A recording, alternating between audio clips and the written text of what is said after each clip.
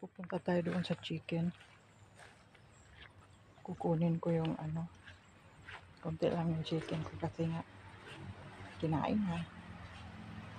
Tsaka kinain din ng ako yung mga sisiw. Hindi pa ako nakabili ng mga manok na gustong gusto ko nga eh. Yung kulay orange. Mahal naman pala yan. Hindi ko pa kaya. Yung shamo, ano ganun ba?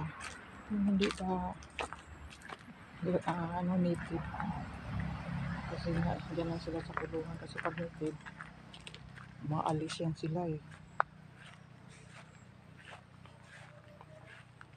O may nyug na naman. Para din yan sa mga manok.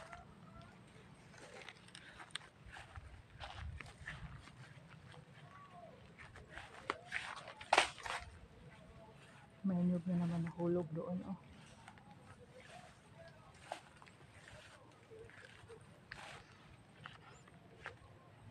Hindi ko pa na walisan yan oh. May mga dahon dyan. Puno na yan nahuhulog. Mamaya ayusin ko. Yung sinasabi ko rice husk. Yan sana ilalagay ko doon.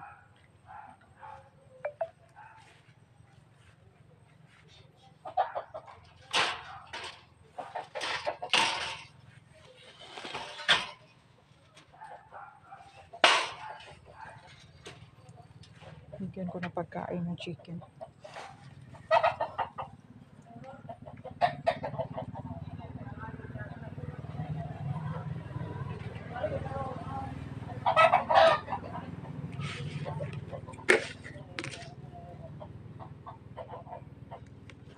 May nag-aaligid-aligid ay.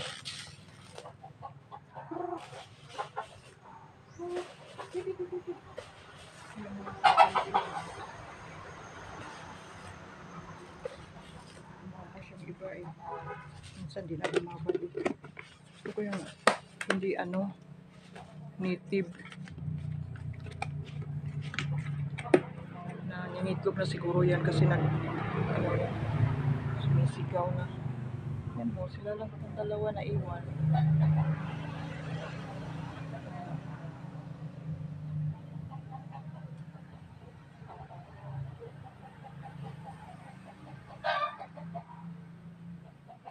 Bibi, ayusin ko yung hanggang muna.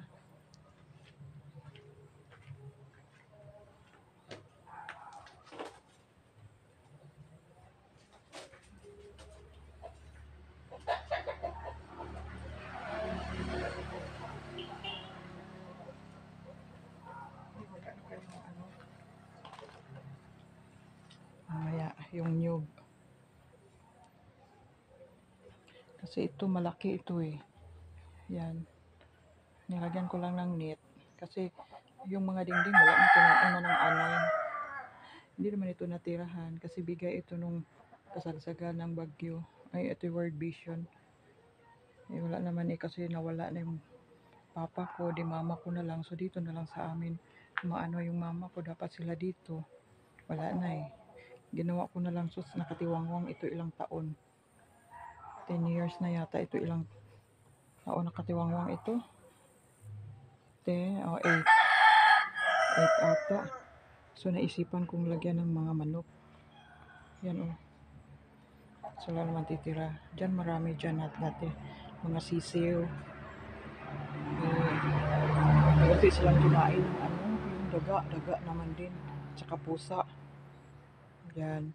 Pag lumakalaki-laki na, nilagay ko dito. Minsan nawawala. Tapos binutasan dyan sa dyan ko nilalagay yung iba. Binutasan sa aso doon.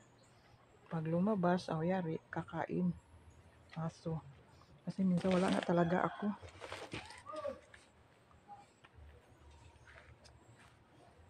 Tiyan mo, tumatakbo yung isa.